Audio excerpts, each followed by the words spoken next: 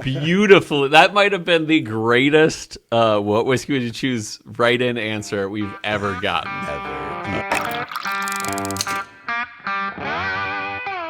Welcome once again to Chill Filtered, the podcast where we drink whiskey so you don't have to, but you probably should. Hey, you probably are drinking whiskey, and that's why we like you. But we like you for other reasons too. You don't need to drink whiskey for that.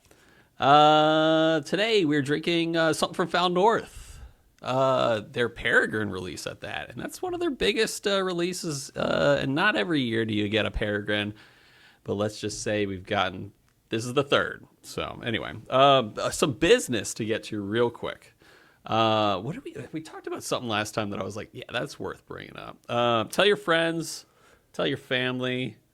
Let us know if you find any bottles you want to include on a drink along, and let us know if you find any bottles you're not willing to spend on, but maybe we are. I want to give a quick shout out to people like Ben Klepsig, people like Cody Clark. I'm probably going to forget one or two people. Oh, definitely Off Topic Whiskey Randall. These ballers are just altruistic, generous, and just good people that are consistently sending us awesome samples. And we're happy to add them to our pool and sometimes even do episodes on them. So shout out to those ballers and all the ballers who have sent us even just one sample bottle. We are so grateful. We wouldn't be here without that kind of stuff. We have a ton in our pool, but I would say like more than half are from... Maybe more than that. I don't know. But there's a lot that are from listeners. For sure. And we appreciate that. So that's business for the week. Brian, how is your Erkensneck barrel going? So it's funny, like a couple episodes ago, I started to talk about that and I realized I'd been ranting for too long already. And I was like, I'll tell you about that some other time. Yeah. So I'll tell you about it now. The Erkensneck barrel used to have a couple Eagle Rares, and then it was topped off with like a little bit of Blanton's and a little bit of Stag. Stag? And entry proof was like 95.4. And then I was like weighing it with a scale to like see Nice. approximately at what point what's left in the barrel was a 750 milliliter bottle's worth. So that way the end result could just be like a full bottle of whatever. And so I got pretty close actually. Of course I took like an ounce and a half of myself to just drink when I poured it. And honestly, like with the way that like the fill level on this bottle I'm holding up right now, that's about where it ended up. So I was like, I was super close there to, pulling it right when it was 750 left. Because, the weight of alcohol is lighter than water. And so I was having to do weird Density, math. baby. I assume it's linear, like based on percent alcohol versus water, but I have no idea. I assumed it was linear in doing my math, so there's some extra nerdiness. It's probably not too far off, but yeah. I mean, like, yeah, if it's like, if alcohol weighs this and water weighs that, and if it's like 50-50, then it's going to be half of this and half of that. And so anyway. Yeah, we're just gonna skip over that. But anyway, it's so hard. He's over there doing math. I love it. yeah. Anyway, I'm trying to, so always the issue when I maybe it is linear. Maybe you're right because there's a 3 points and they are all equal. If you do 100% alcohol, 0% alcohol, and 50% alcohol, should be in the middle. All right, keep going. Yeah, I think you're right. Good. Stamp of approval. Comment somebody say something in the comments if we're not right. Wait a second. Uh-oh. If you consider the 50-point mark, and I'm going to go full math here. If you consider, like, let's just take an example here. And feel free to drop off, everyone. Feel free to skip ahead 5 minutes. So let's consider that 50-50 level.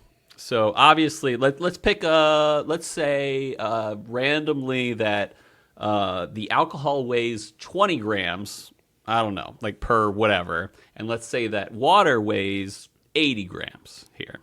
So we would expect that if we have half and half, it would be that like middle point of like 60, right? 50. Yeah. That's right. 50. 50 Sorry. makes more sense. But I know what you mean. So, yeah. So then if we do, I think it is linear. Yeah. It's just, fractional based on, Yeah. you have this much of that and that much of this. Pretty sure. Yep. Sounds about right. Yep. Maybe we know should take this. the rest of the episode to figure this out. I know, right? I'll like interject when you're talking later at the Whiskey World News, and I'll be like, wait! All right, speaking of Whiskey World News and interjection, I'm going to crack mine. I know you already got yours open, but cracking my bottle of, and I'm going to pour it now because that's a big thing for Foul North. They always say, pour it ahead. I did mean to say that, but I forgot. I went ahead and poured mine even about 15 minutes ago. So I've got my neat water and ice. Oh, I haven't added water yet. Maybe I'll go ahead and do that now. But anyway, back to the Armagnac barrel.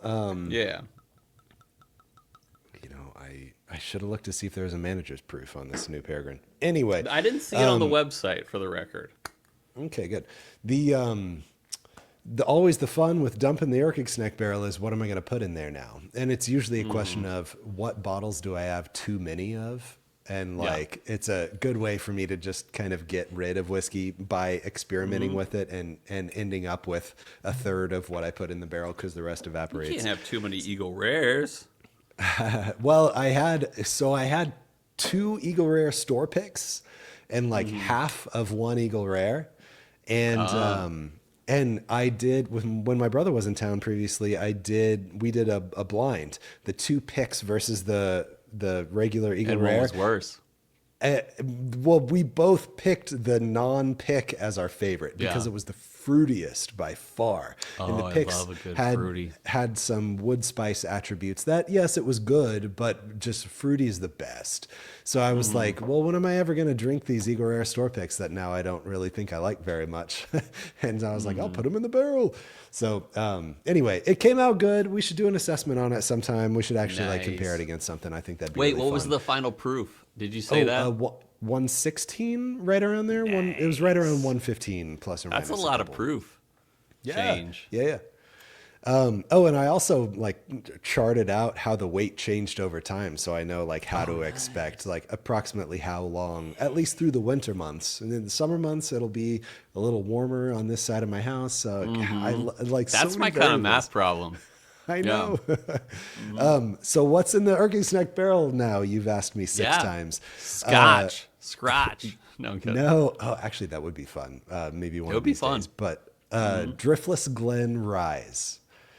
So I have way too many of those because I take a chance on just about every single one that I see that's in the 1600 to 1800 range. So I was like, well, I got to know which ones to put in there. I'd rather keep my favorite ones and not put them in there because they're the best. Yeah. So I did a mega Driftless Glen blind. Mega Driftless Blend blind. And there were 9 of them or 8 of them that I sorted through as which one's my favorite. And when you're doing a blind of 8 different ones, it's 1-2 sips, that's all you get, man. Yeah. No, right. It's 1 or 2 sips. It's not gonna be a back and forth. I'm not gonna A/B these all day. So anyway. There was an absolute standout, number 1, best by a mile. And it was our barrel. No, actually, when I did this, I didn't have ours at the time. But, gotcha. God, that'd be amazing, though. You know that I love Driftless Glen Rise that are equal parts menthol and fruity. That's what I'm all about with Driftless Glen Rise. Mix. Yeah. My number 1 by a mile ended up being very little on the menthol side, but it was maximum fruit. It was tropical stewed fruits. It was pineapple, apricot. It was it was juicy fruit gum, the intensity of flavors that you get for the first 15 seconds that it's in your mouth before the flavor all goes away. It was that amazing flavor, but it just held forever. And it's not a bottle that I own. It was that sample? Yeah. It's a sample that I got from somebody, and I was like, I have to know. Do you know Yeah, I did Who find gave it out to you? exactly what it Okay. is, and I did find out who gave it to me. Nice. Colt Schmidt, I think, Yeah. name. He's sent in a couple things in the past, and so like, dude, if that pops up on unicorn auctions or something, I Yeah. will, because no one's What was no the one's as what was the crazy as I number? am. It was like 2687 or something Oh, a like high that. number. Yeah. Yeah, it was nowhere near the ones that I normally like. But anyway, to cut to the chase, yeah, it's like Yeah. you're like, I have one of those. The sticker Yeah. on it is like Sesame Street, and it's got Count Dracula or whatever on it. The Count, I think it is. Yeah. And it's like they did a whole series of these, and it was number 8. Nice. So it was whatever. If you ever see one of those, it's number 8 of the Sesame Street series. But anyway, Okay. I did put my least favorite ones into the Erkigsnack barrel. Yep. So here in probably 4 to 6 months or so, we'll see how that pans out. Nice. I'm into Asian whiskey. Yeah. That sounds really cool. Sounds really cool. Kind of sounded like you said I'm into Asian whiskey. Well, that too. I just bought that Japanese rice whiskey, and that was That's what I was thinking about. So Yeah.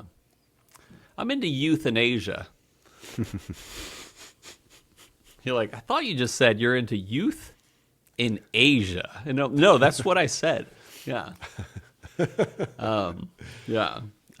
Is that joke from something, or No, Is it just no. Okay. Just, I'm concerned about the euthanasia. Yeah. It always gets me. Always gets me. What are you entry buzzing on? Because Ooh, I'm good curious question. if you cracked your Peregrine first flight for this. No, I did not. But I had a really cool comparison. Yeah, I think I only had one bottle of First Flight. I Right. would know. But anyway, I went with one of our drink-alongs probably 2 years ago, maybe even more. This was something I picked up in Colorado for the drink-alongs. Actually, yeah, it was 2 years ago. Or maybe it was one. I don't even know. It is get this, a cigar blend. Why would I choose a cigar blend, you say? Well, this one in particular is 16-year Canadian whiskey with Armagnac and port finish.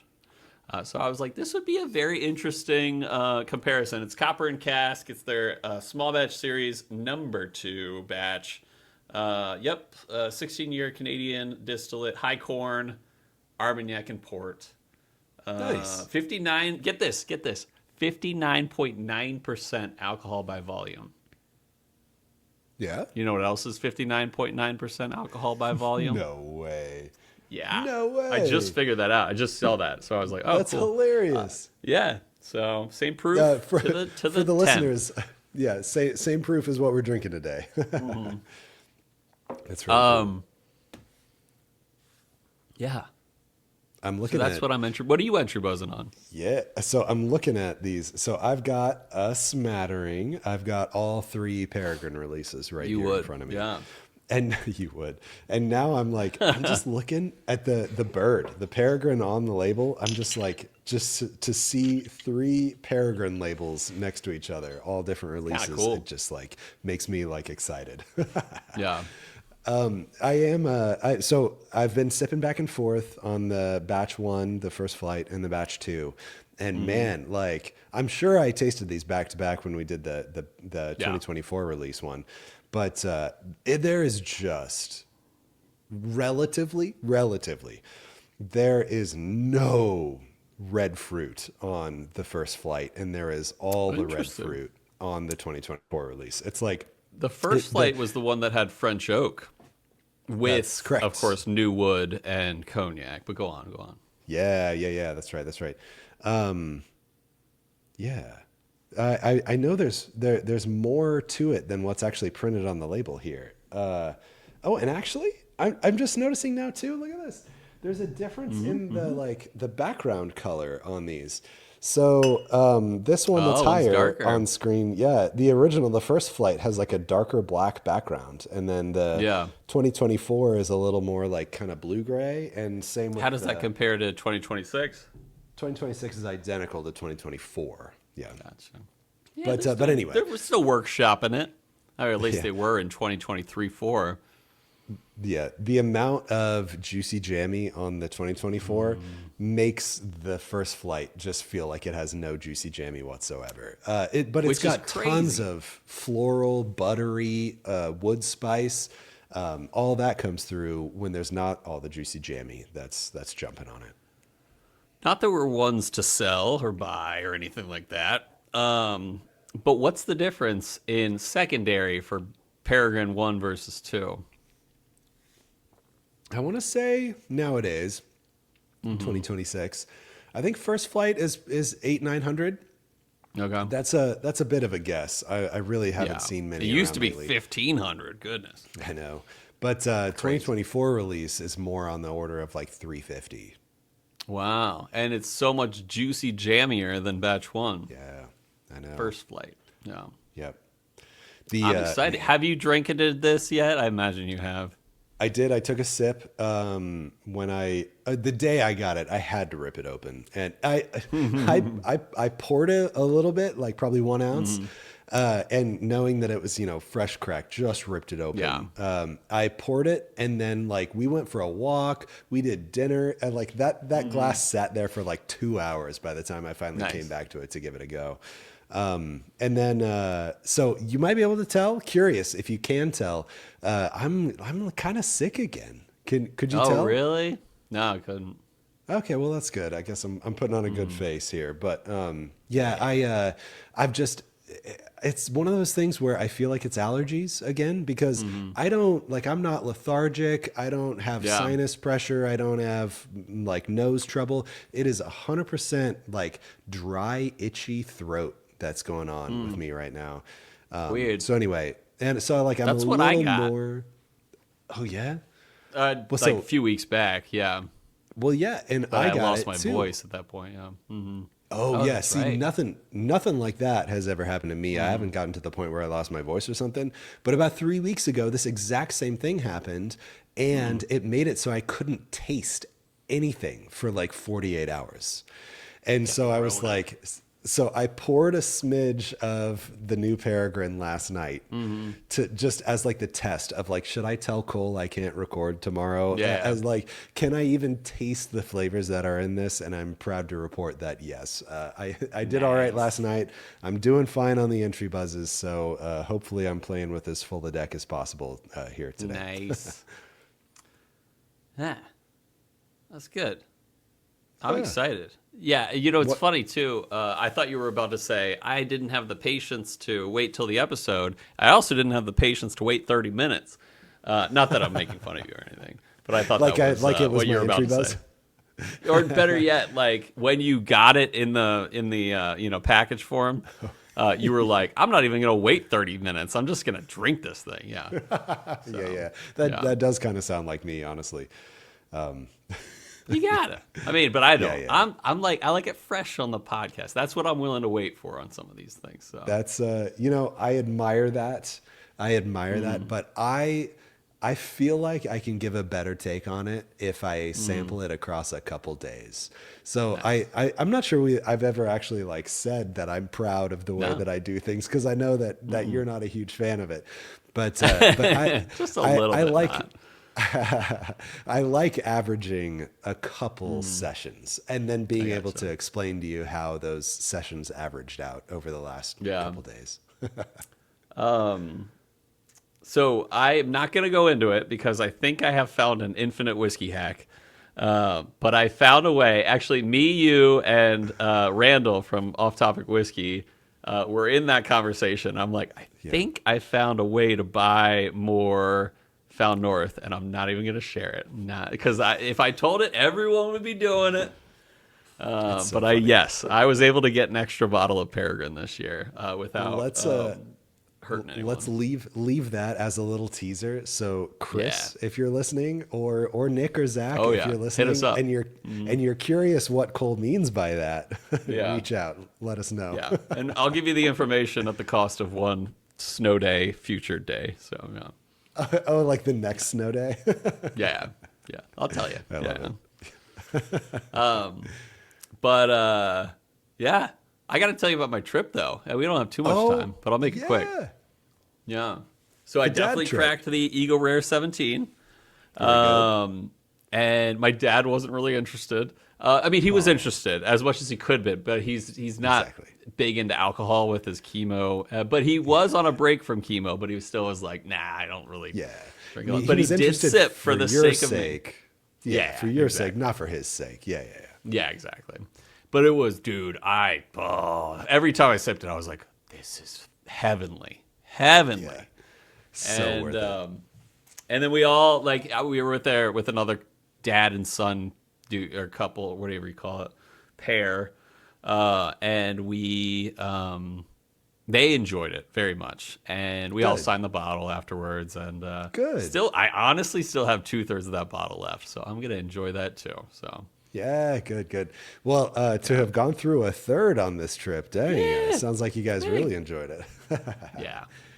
I told them, I was like, if you guys want to finish this bottle with me, we can finish this bottle. And they were interested. But I think I tried to keep the cork off the top, like Freddie suggested. Yeah, right.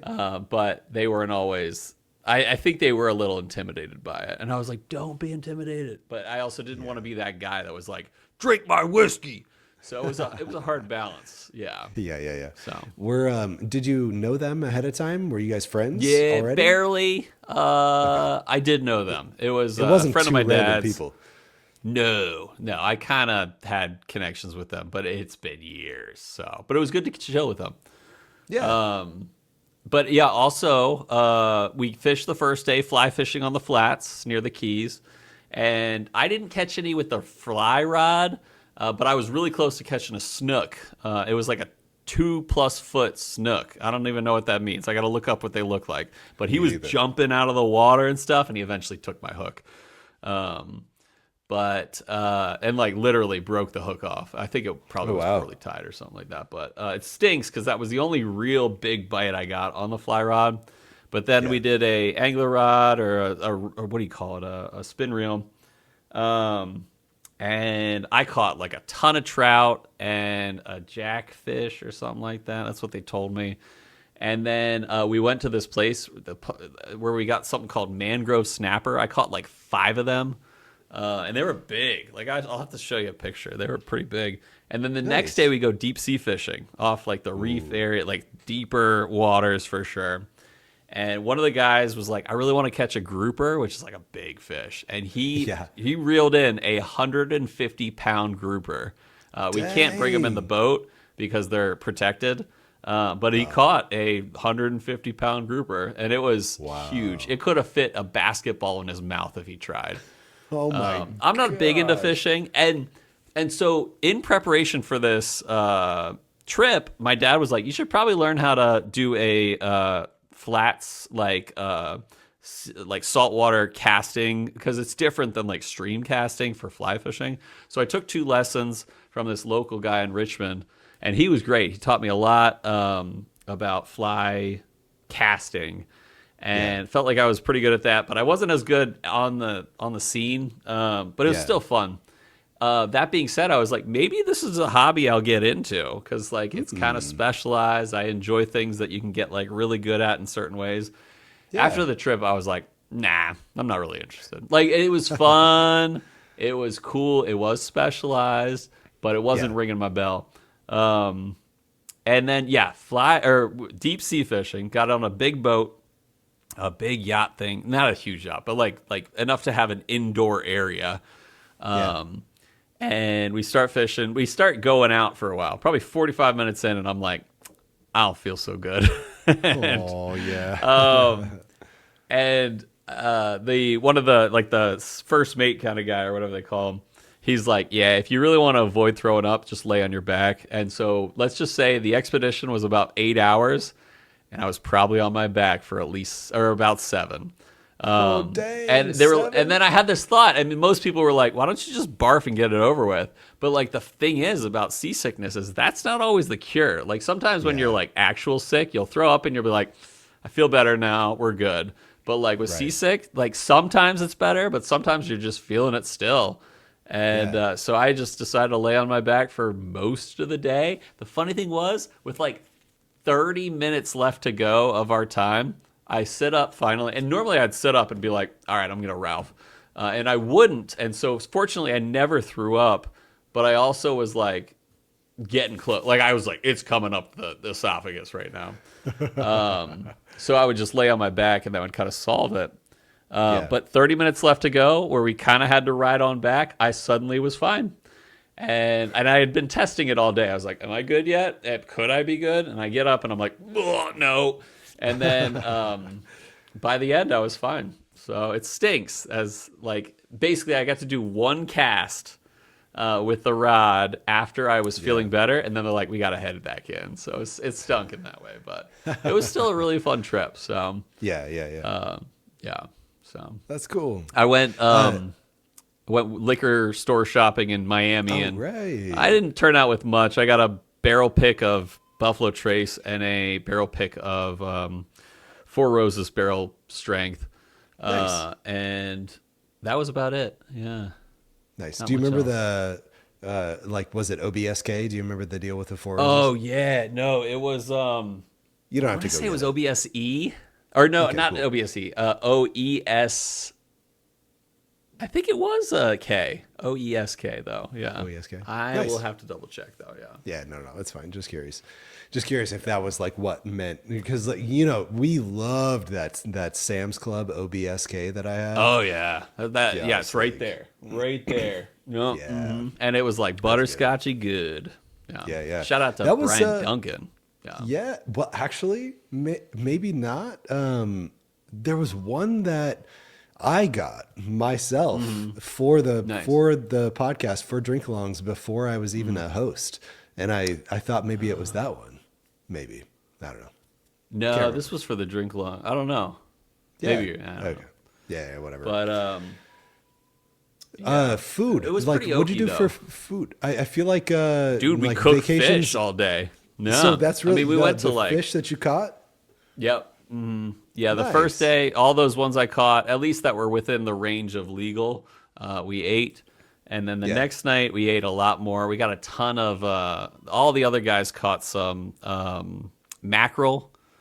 And then otherwise, there was one guy caught a mahi-mahi.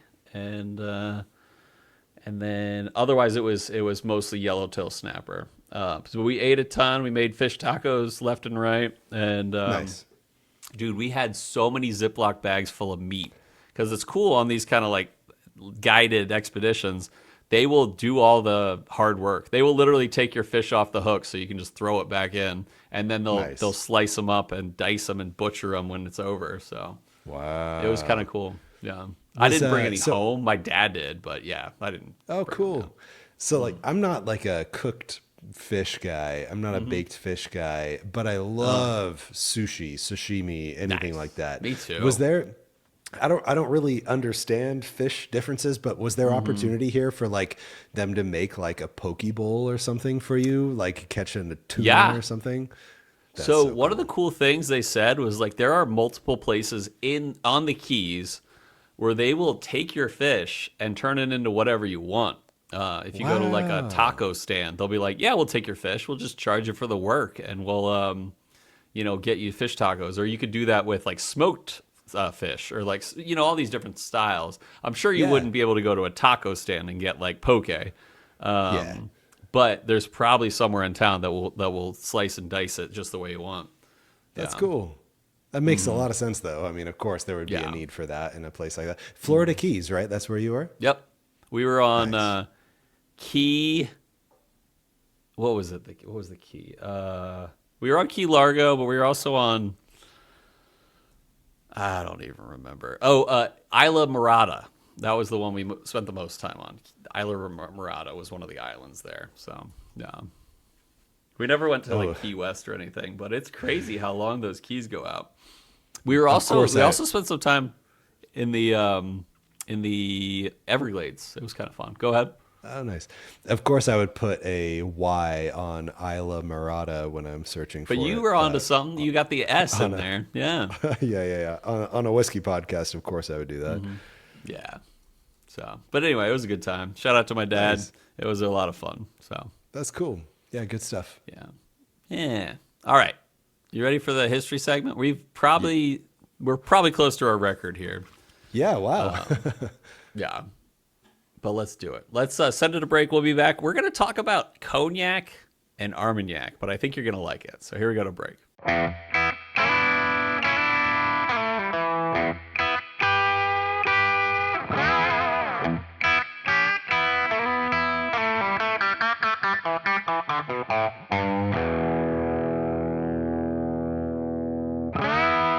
And we're back. We're back. We're drinking some cool stuff today. At least I imagine it is. They usually outdo themselves pretty much every time. So I'm not even going to get to the notes this week. We're going to get to the history. So we have featured quite a few Found North whiskeys on our podcast. So many so that it might actually be close to the record of brands, or even not brands, more so distillery, like company kind of places.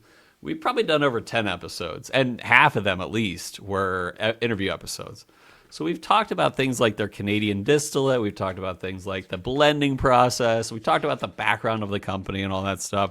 Today, I thought we could talk about what makes Peregrine 2026 special. And the bigger thing I recognized was that normally there's always cognac and new wood finishing on the distillate, or the aged distillate. But this specific one actually incorporated Armagnac as well. So we're going to talk about what the differences are between Cognac and Armagnac.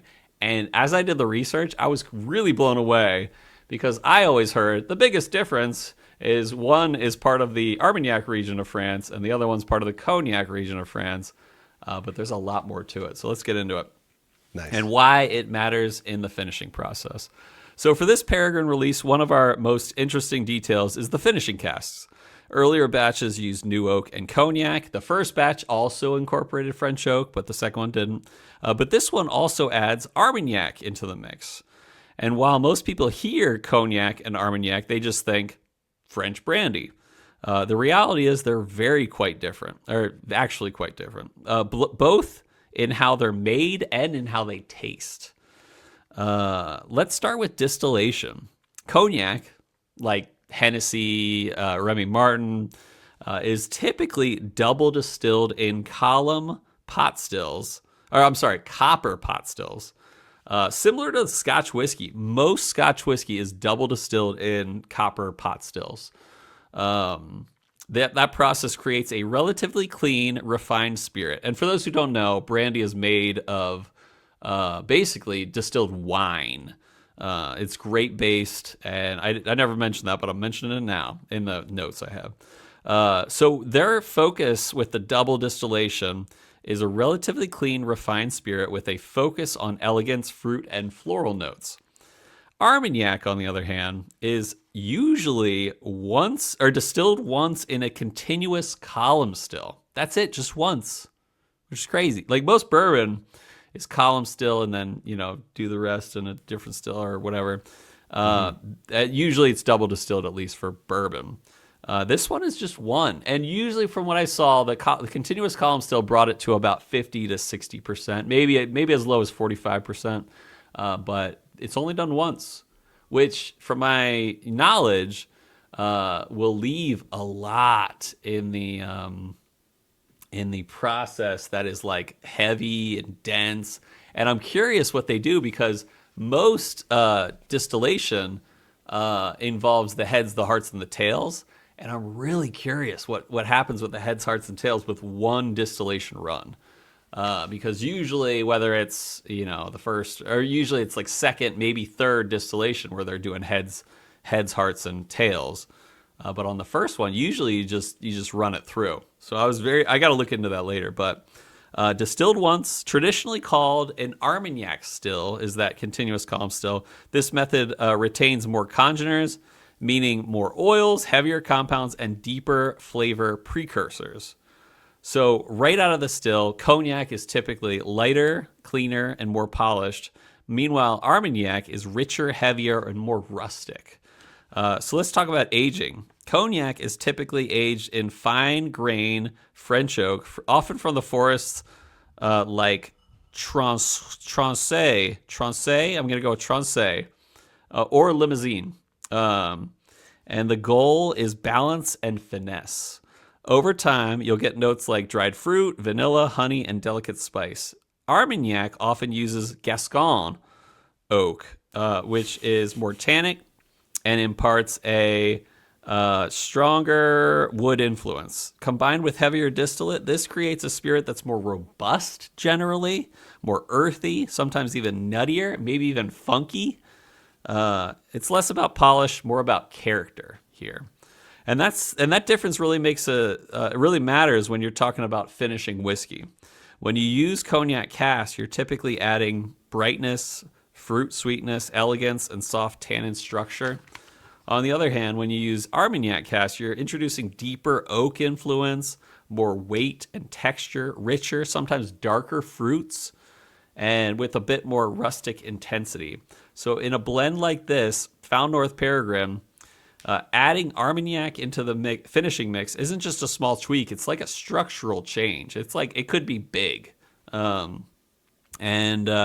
If cognac is there to lift and refine whiskey, Armagnac can anchor it, adding depth, grip, and complexity, especially in an older whiskey where you already have a lot of oak influence working on it.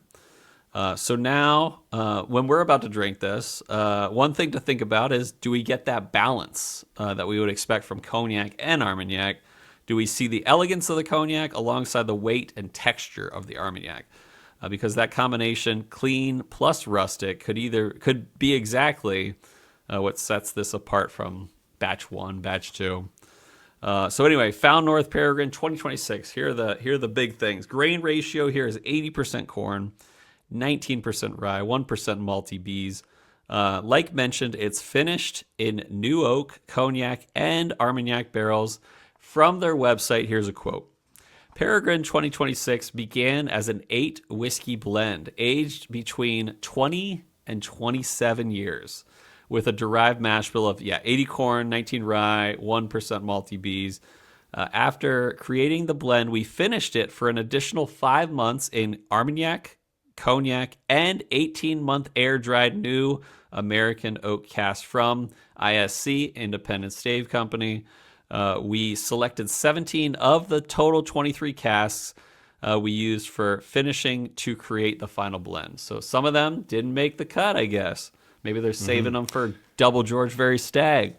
That is typical, by the way, when they, on high altitudes, when they cask and then reblend after finishing a bit longer, I'm willing to bet every single high altitude, actually, there's been some leftover casks that just didn't make it. And it might not be that they didn't make the cut, because you look at, I think it was batch 2 of Peregrine, where they're like, we kept a little bit of batch 1 and put it into batch 2, if I'm not wrong. Yeah. So there's been a couple things they've thrown a old Peregrine cask into. Yeah. So proof is 119.8, 59.9%. It is non-chill filtered. Hey, that's mean. No, but they should do that. Cask Please. Composition. 5.6 of the finishing casks were Armagnac. 58.4% of the finished. Go ahead. 15.6% Armagnac. Oh, I must have deleted that. It makes sense because that actually adds up. Thank you for saying that. 15.6 Armagnac cask. 58.4% was cognac cask. 15.6 was the 18-month air-dried New American Oak medium toast char 2. And then 10% was 18-month air-dried New American Oak medium toast char 1. So not much char on these guys. And so anyway, total wine price, there is no total wine price. It is lottery only for these bottles. They sold out, but their lottery had it at price-wise at $225. I'd say that's hefty, but usually some pretty good stuff on these. And if you're not on their newsletter list, dear listener, probably worth it, as they are people that as those are the people that hear about the lottery first. Yeah. Bryan, what was your estimate based on you had a group of friends that entered the lottery. How many people, what was the percentage of friends that you knew that got a bottle versus not? Yeah, it ended up being closer to 50%.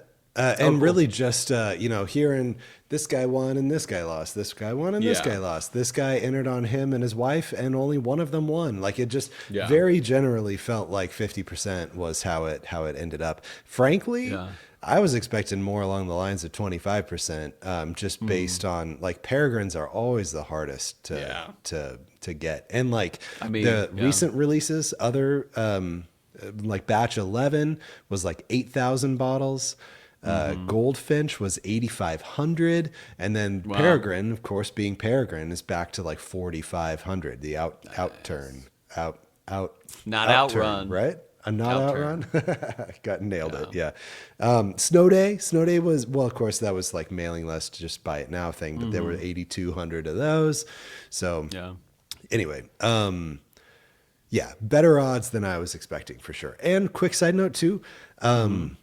I think this is the first time that they've listed the cask percentages on a release. Yeah. Because I keep a cheat sheet that I have that I keep updated of what all the stats are of all the releases. And this is the first time that I'd ever noticed and actually gone ahead and written them down what the percentages are. I clicked through a couple of previous releases on the website and I wasn't seeing percents on it at all. So I appreciate that. Not that I need that transparency to appreciate the sip or anything, but I appreciate that transparency because I love, if the next Peregrine, maybe 2 years from now, if they say that it's 70% cognac versus this one's 58.4% cognac, I'm going to be like, ooh, I wonder if I can taste that difference like that. So I appreciate that extra little bit of knowledge there. Yeah, that's cool. I agree. All right, let's get into this. I poured it 30 minutes ago. Ready to pour it down my gullet. Before notes too, I'll do one more thing too. If you heard 225 and you're like, dang, that's pricey. Their prices are going up. I also keep track of what the age statements are and what they've charged for them and everything. And high altitudes have always remained within $1 of $11 per year on the age statement.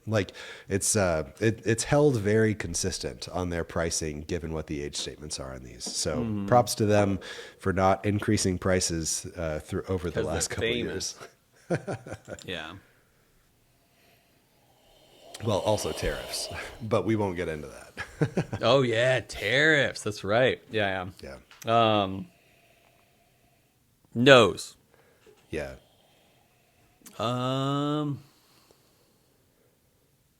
There's fruit for sure.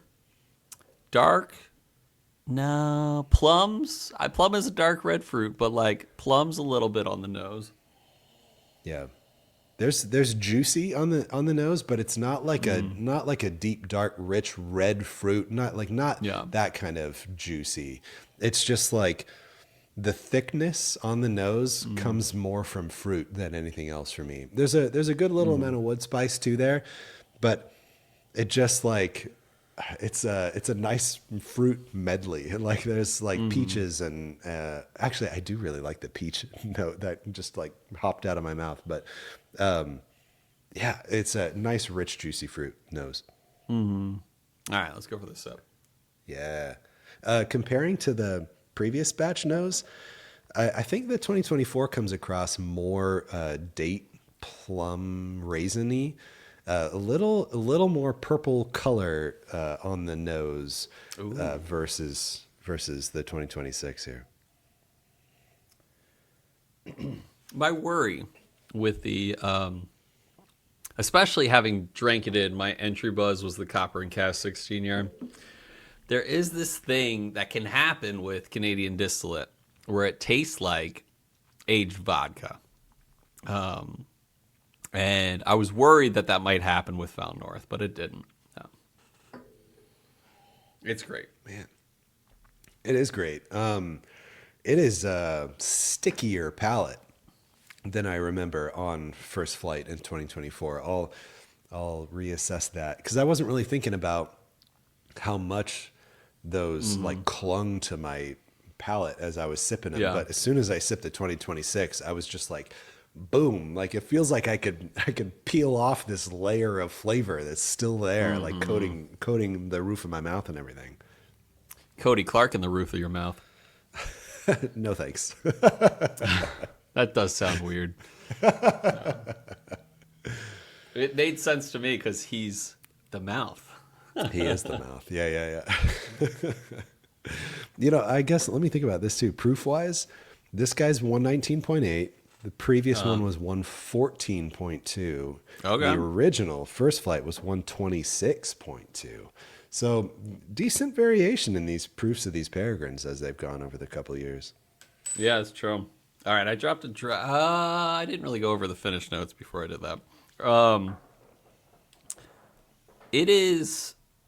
I'm getting a little bit of strawberry syrup in here, which I love. On the finish, especially. It is not the level of strawberry syrup you might get from like a Saz 18, but it's like notable in my opinion. I love strawberry syrup notes. Yeah.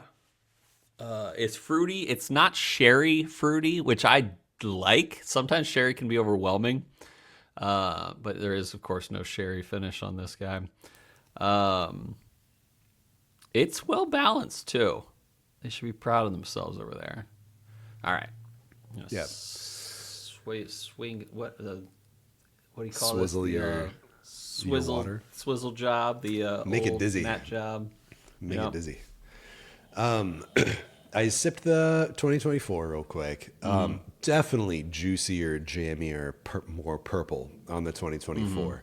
But the 2026 definitely has a buttery, more thick palate. And it's a bit of a difference between like a juicy red wine and a dry red wine. And maybe that's just the Cognac or the addition of the Armagnac to give it that amount of dryness. But it's, and I don't mean dry as in a thin palate. It just, it lacks that richness, but has its own interesting definition of not being so palate saturated with just like sweet fruits. The sweet fruits aren't there on the 2026. I think I might prefer the 2024 just a hair. I do get just a bit of ethanol on the back end of the 2026 that I'm not getting on the 2024. And who knows? Maybe it's because I just opened this bottle like a week ago. But yeah, I'll go for water now. Okay. I was about to say I think the water pour is better than the neat pour, but I actually don't think that. They're pretty equal, but they're different. I am getting a very strong raisins note, which I can love. Like talk about like Glendronach 18 or like Glendronach 21, where you get like nice dense raisins. I like that a lot. I don't get raisins as much on the neat pour, but I still like both of them in their own unique way. But yeah, I actually am gonna say that. Yeah, I'm gonna say that the water pour is a little better with a few drops of water. Nice. I picked up my water pour. I was like, I'm going to do the water pour now. And then I was like, oh, wait, I'm going to take one more quick sip of the first flight Peregrine. And man, I know everyone sung the heck out of the praises of that bottle when it came out. Yeah. I think that the 2026 is more of an evolution on the original Peregrine than the 2024 was. Gotcha. I think that the 2026 for me is a clear step better in the same direction as the first flight, because the first flight comes across more floral in the same way that like batch 7. You remember how floral batch 7 was? It's like, the 2026 rounds out with like thicker palate notes. It rounds out that floralness of the first flight. Yeah. But you know me, I'm a sucker for juicy, jammy red fruit stuff. So I think that's why the 2024 still takes the cake for me. So like if I gave these first, second, third place just based on the neat sip, I'd say first place 2024, second 2026, and then third first flight. Sorry. Hey, but it's funny, you can probably much more easily get the other two. Can't get yourself a batch 1 is easy. All right, I got a huge cube. That's the smallest cube I have. Oh baby. Let's find out together, shall we? The water pour is great. Yeah. More like more barrel char presence on the nose with the water pour. And then, but on the palate with ice. Sorry. Yeah, I feel Go like the on. Armagnac shines the most on the water pour. It just comes across more as more of a musty and fruity at the same time kind of pour. It's great. Yeah. Best nose on the ice pour. It's good. It's real good. All right, let me dig my cubes out here. Let me back up the bus here.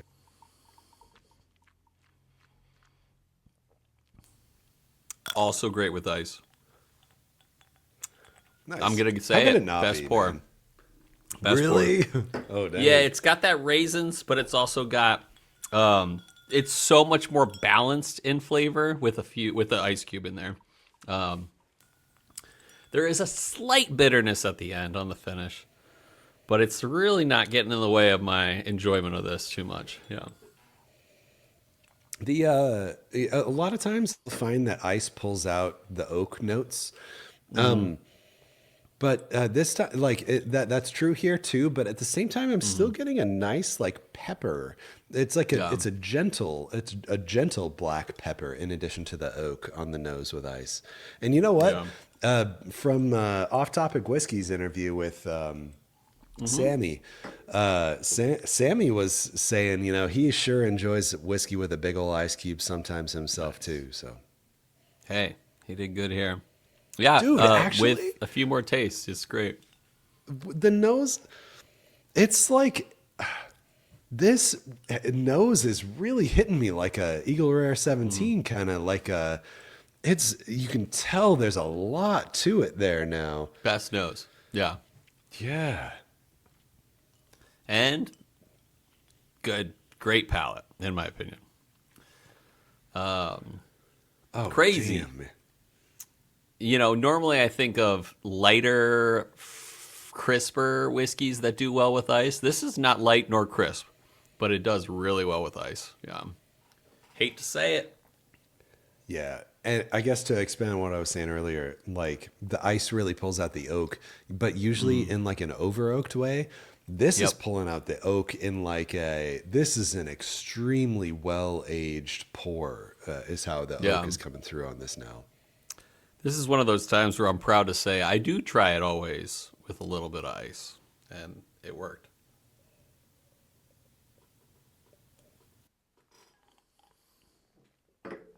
Yep. Still doesn't get bad, no matter how much it gets diluted. This is a tell Ben Klepsig to go get a cube pour for sure. Yeah, get yourself a cube, Ben. I'm sure he got one. A Peregrine? Yeah. Do we know? Did he reach out? He did. He only reached out about the barrel pick, I think. I don't know if he got a Peregrine. Maybe he did. Maybe he did. Yeah. Let us know, Ben. I feel like just about all my buddies got. Bryan got one. Wayne got one. You got one. I feel like everyone who got one got one. Yeah. Good release. Good release. All right. Let's start thinking about our rating on this guy. I'm going to look at the rating scale real quick. Yeah, and I'm sipping. I'm going to do my last water sip, and then I'll do neat one more time. But yeah, rating scale. It's hard. All right, I'm between an A and an A+. A would be extremely solid and well-rounded. No substantial negative comment can be made. That's the baseline here. That's like no less than an A. But I don't know if it gets to like A+, where it says, hubba what, when you sip this, you immediately recognize this is special. Likely a bottle reserved for special occasions. I'm going to give it a right between an A and an A+. Just going to put it there. A plus minus. A plus minus, yeah. And on normally I do a numerical scale, so I'll give this a 9.2. Yeah, 9.2. I'm happy with that. Yeah. Nice. I'll go for the A. I think the 2024 gets the plus, and that's pure personal preference. Man, maybe does this mean I like Cognac more than Armagnac? I don't know, but it is absolutely without a doubt what the A category is. Very good, extremely solid, well-rounded, no substantial negative comment can be made.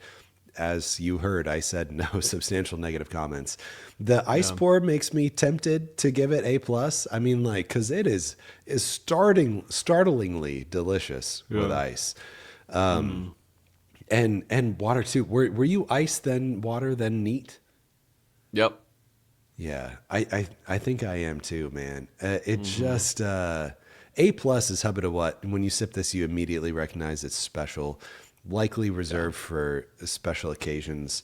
It's just not. It's not quite there for me. So I'll go for A. Just absolutely fantastic whiskey. Would I pay $225 for this if I didn't have one? Knowing what I know now, in a heartbeat. Like, this is absolutely worth the price that they're asking for this. I have paid $225 for far more not worthy things in my life. So value is absolutely there. Palate's absolutely there. It's delicious. If you have the means, I highly recommend picking one up. Yeah, that's what we got. Good ratings. Good ratings on Found North Peregrine 2026. All right. I think it's time for our next segment of the show, a segment we like to call Whiskey World News. All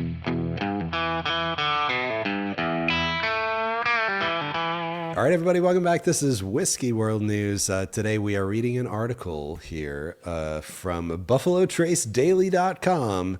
Written by good friend of the podcast, bourbonselector.com. Yes. Handing out free advertisements here today. But the title of this article is Buffalo Trace just changed how you buy rare bottles and bourbon fans are stunned. Shocker face. So if you're familiar, I've never been to Buffalo Trace, but apparently what always used to happen was people kind of had an idea about what was going to go out that day, get set out in the gift shop. So they would go line up. You line up X hours in advance. You'd wait around so you could go through and buy your bottle of Blanton's or whatever. So, apparently that's all changed now. So the Buffalo Trace Distillery recently announced a new system for buying limited release bottles at its gift shop. Instead of lining up early in the morning and hoping for the best, visitors will now be able to make free online reservations for certain releases. At first glance, the change might seem small, but it actually represents a big shift in how the distillery manages demand for its most sought-after bourbons. Let's break it down, blah, blah, blah, blah, blah. Here's how the new reservation system works.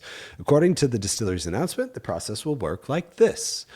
This is obviously in the past, but use it as an example here. On Monday, March 9, a set number of free limited release reservations will appear on the Buffalo Trace website. People who secure a reservation will have the opportunity to purchase that release at the distillery. The pickup window will run Tuesday through Sunday of that same week. Reservations are limited to one per email address. Remember that, one per email address. You know how many email addresses I have? That's why I said remember that. 20 plus.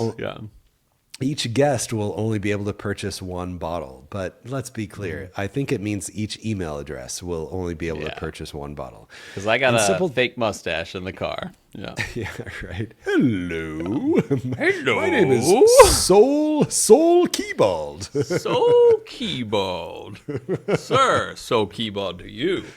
Yeah. In simple terms, the reservation is like saving your place in line online instead of physically standing outside the gift shop. If you get a reservation, you're guaranteed the chance to buy the bottle during the pickup week. If you do not get one, you will not be able to purchase that release. The rest of this article is blah, blah, blah. So, Cole, how do you feel about this online reservation system? It's hard because, I think it's probably more fair for those who have a job and can't wait in line every time in Frankfurt. But then I feel like some people are going to take advantage of the system and find a way to get better reservations and stuff. But I don't know how easy it'll look. I will say this, a week or two ago, Buffalo Trace put up hundreds of single oak projects. And I was super jealous that I wasn't in Frankfurt at the moment. because Right. I would have sweeped as many of them as I could, because they were I doubt they were going much above MSRP, which were like Yeah. probably 60, maybe less wow. originally. Oh man, I would grab 10 of them. Yeah, pull out the old soul keyball trick there. Yeah. 100%. 100%. So, I think it's cool. I mean, it's probably more fair, and I'm into fair. So, Yeah. what do you think? I think so too. Well, I mean, it's like half and half, because somebody out there is using a script or a bot to like Yep. gobble up like 150 reservations while he can, Yep. and then he's got to get 150 different color mustaches out of his trunk or something. I don't know. It just it seems like I heard someone make this joke on a Discord server, and I can't get it out of my head. Nice. That this is Buffalo Trace's way of testing how bots work. Yeah. Because like this is like a way of gaining intel on how people use bots to purchase as many things as they can at the same time. Because it's like a bait. It's like putting something out there to see how people gobble it all up really quick. So we'll see if this sticks, I guess. But I wonder if they'll like ban people for life. If they're like, you've come in 4 times today with different mustaches, you're banned. Yeah. Right. Got to get more creative with those mustaches. Yeah. But yeah, it like in theory, with the way that this should work, I like the idea.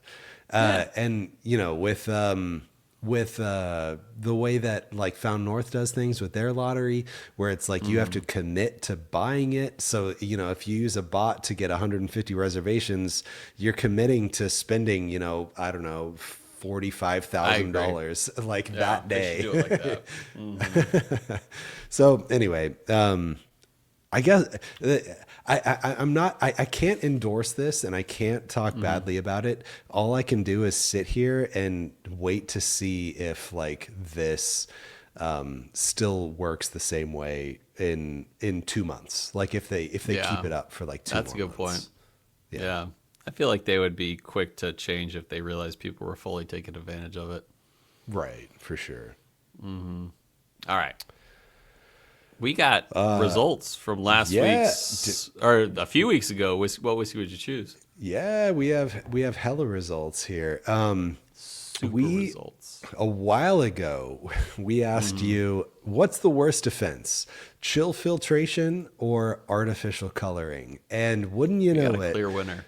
100% of people voted artificial coloring. No one voted for chill filtration being the worst offense. Did we say that? Didn't we both say the worst offense is artificial coloring? Yeah, because you are like you're straight up pretending to be something you're not. Yeah, you're with faking artificial it. coloring. Yeah. Yeah. But we got some write-ins though. And like anything else we haven't thought of, any other like worse offenses? Matttown Market of Clapsic said minimum legal proof. Yeah, like when Just something's making 80 proof. Yeah. I think. Like mass produce this as much as possible here. Yeah. Overpricing, says Baraska Testuasa. So, obviously trying to milk as much from your consumers as much as you can. And we got Off-Topic Whiskey here saying transparency. Yep. Say what you do what you say. Like, you got to own up to it if it's, integrity. if it's worth it. Yeah. The integrity angle. But we spun this a different way, and we said, if you could only drink one for the rest of your life, what would you drink? Whiskey that was chill filtered or whiskey with artificial color added? And like the way to read into this is, if you're drinking artificial color whiskey, it's always non-chill filtered. And if it's chill filtered whiskey, it may or may not have color added. So as you could expect, it flipped the other way. 33% of people saying, yeah, I would only want to drink chill filtered whiskey. And 67% of people saying artificially colored whiskey. Because at least then, like, it can be non-chill filtered and everything. So kind of expected there. You agree, Cole? You feel the same way? Yeah. Mm-hmm. Yeah. But the bonus question Speaking on of this that butt. we asked, yeah, but if Cole butt chugged Macallan 18 when our Patreon gets to $1,000 a month, would it be considered double chill filtered? Because Macallan's already chill filtered. Yeah. And Cole is chill Save filtered. miles for last. Yeah. Save Miles, I know. So I don't know if you saw, but I actually responded to Miles in DMs, and I was like, best. I did too. Yeah, I did too. Yeah, I was like, I'm just reading this now, but this is amazing. Yeah. Off Topic Whiskey says, I bet it would smell a little funky. Yeah, I bet it 100%. would too. Yeah. I didn't say I was drinking this butt chug. Yeah. Yeah. Afterwards. Yeah. Madtown marketer Ben Klevsik said, no. The second filter is not chill at all. Not chill. Similar to what Cody Clark said. Yeah. Cody says, doesn't seem very chill to me. But Miles Ferguson, Kilted518, says, no, since it would be going through coal. Like charcoal. C-O-A-L coal. Yeah. It would be the Lincoln County process. Beautiful. That might have been the greatest what whiskey would you choose write-in answer we've ever gotten. Ever. Yeah. As it is, the Lincoln County process is filtering it through charcoal. So Yes. that is beautiful, Miles. Well done there. Yeah. Very good. Very good. Don't worry, Cole. We won't char your insides. Yeah. We'll just keep it cool. So next week we will read you the answers for what your favorite Scotch distillery is. But since we don't have those yet, we will say now to double up for next week. What comes to mind for the most disappointing Scotch distillery? Now, like at first, when I wrote this question, I said, "What's the worst Scotch distillery?" But like, you can't do that. You can't say what's the worst. No one has a definitive like this one's always the worst. But just when you think about Scotch distilleries, and you're like, man, I wish this one was just more than it is. What's the most disappointing? What's the one you wish could do better? I am looking it up right now, and I think it was Glenfiddich that did a. Actually, give me 1 second. Talk for something and say words and stuff. You're doing great on your own, man. Okay, cool. We're gonna keep saying words. You caught me in the middle of reaching up trying to fix my power adapter. Apparently, I'm about to lose my second monitor up here. But yes. You know what? I'll just Glenfiddich. go. No, I'll go. Glenfiddich is what disappoints me most is that they're a really well-known brand. But I haven't found anything that's like super amazing from Glenfiddich, even though some of their stuff is good. But I want to call to mind a experiment that they did, which was called Glenfiddich IPA experiment, where they used hops and fresh herbs to adjust some of their flavor of their whiskey. And it was terrible. I got to try it. It was terrible. So I'm going to go with Glenfiddich here. Good, not great, but why are they so hyped up? So that's my thought. Yeah. I'm going to go with Dalmore. Sorry, Richard Patterson, if you're listening to this. Dude, he's going to listen and he's going to be like, I will never do an interview with those guys. He's gonna kill me. Or he'll kill you. Since he's never going to listen to us ever again, I can hold a Glencairn however I want, apparently. Yeah. But, especially Copita.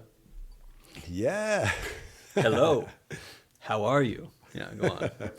I just, like Dalmore, I know they use artificial coloring in like everything that they do. Do they? I'm pretty sure. I've never heard of an NCF non-artificial coloring added Dalmore. Like, educate me, because I haven't definitively researched. I just don't know. But what I can say is every Dalmore I've ever had has been fine. It has never been good or great. It's just like it always comes in at just like fine. It's like the maker's mark of Scotch whiskeys. I'm never going to really appreciate anything. I'm never going to put in a super high rank anything like best whiskey of 2026. It's not going to be Maker's Mark and it's not going to be Dalmore. So I wish that there was an NCF no artificial color Dalmore that I could try and just see how good it could possibly be. But for me, that's what comes to mind. They do use artificial coloring. Okay. Yeah. Confirmed. Yeah, quite often. So I'm gonna back you up there. Okay, good. Nailed it. Yeah, I don't know. I obviously I went out on a limb a little there, but yeah. Hey, I've seen multiple sources here saying it. You know what kills me? I just remember this. One of the first podcasts we did or episodes we did on the podcast featuring caramel coloring, artificial, of course, was Bowmore 15 the darkest. They literally call it the darkest, and it's dark because of artificial coloring. So I just hate that.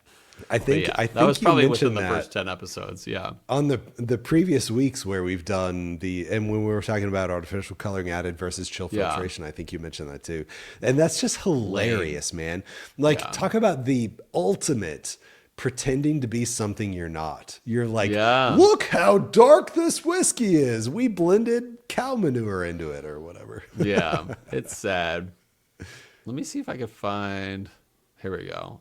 Let me see if I can find. I forget what I was gonna do, but I'll see what episode that was. Oh, Bowmore. Yeah. It had to be a long time ago, dude. Oh, it was first 20. That's for sure. Episode 8.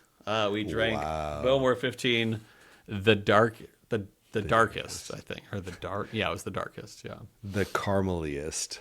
Yeah, exactly. The fakest. Yeah, but it was still good. Don't get me wrong. Bowmore does a good job, but it just felt insincere, So, all right, I love it. So we've covered that. We got a question for the future episodes.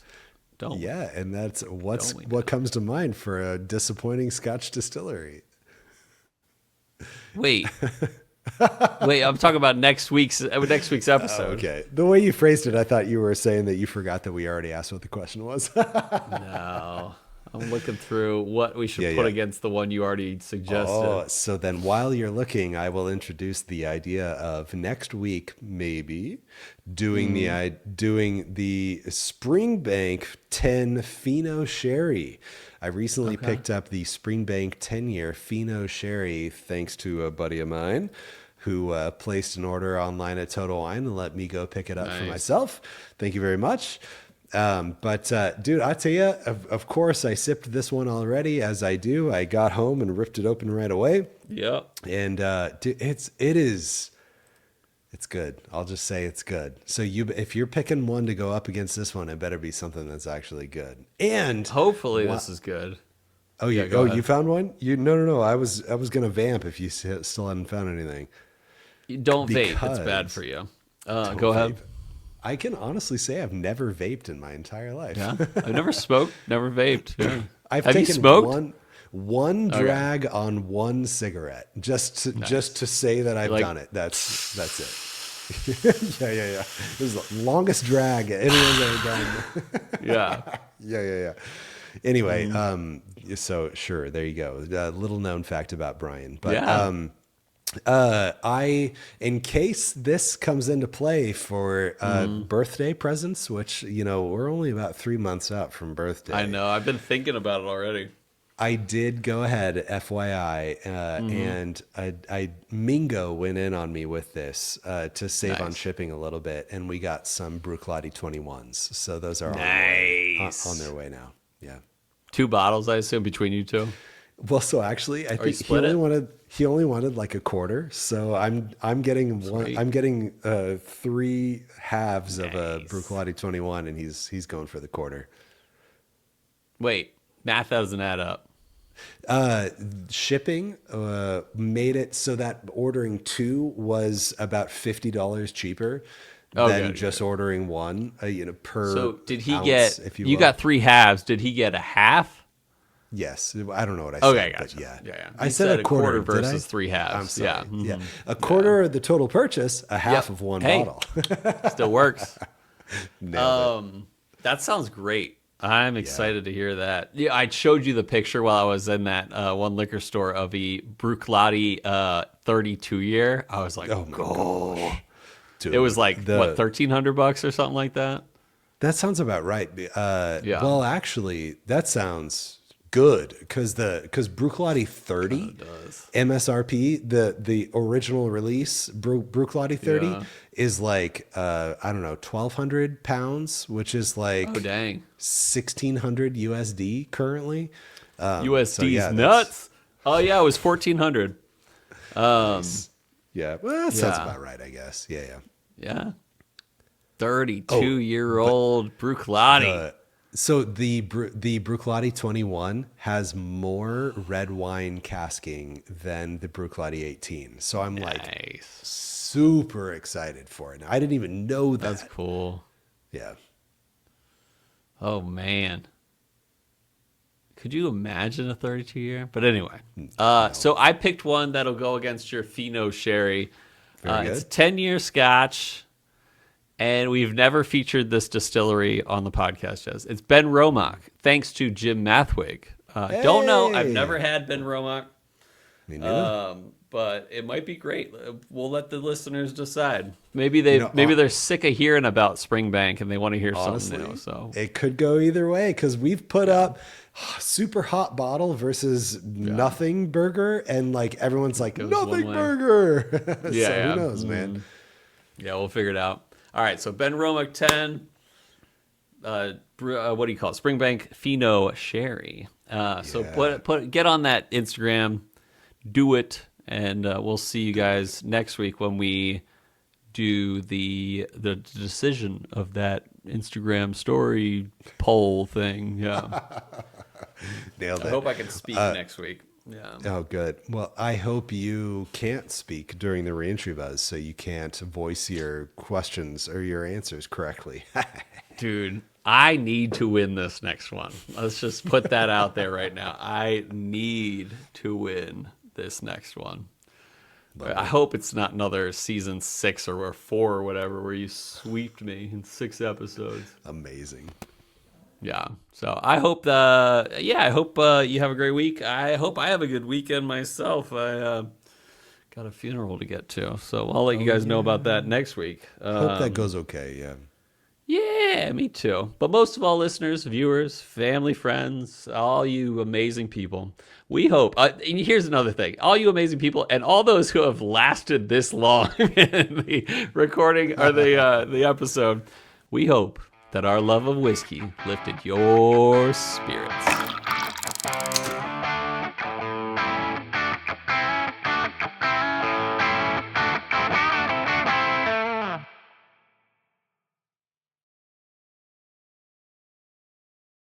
But I also didn't want to be that guy that was like, drink my whiskey.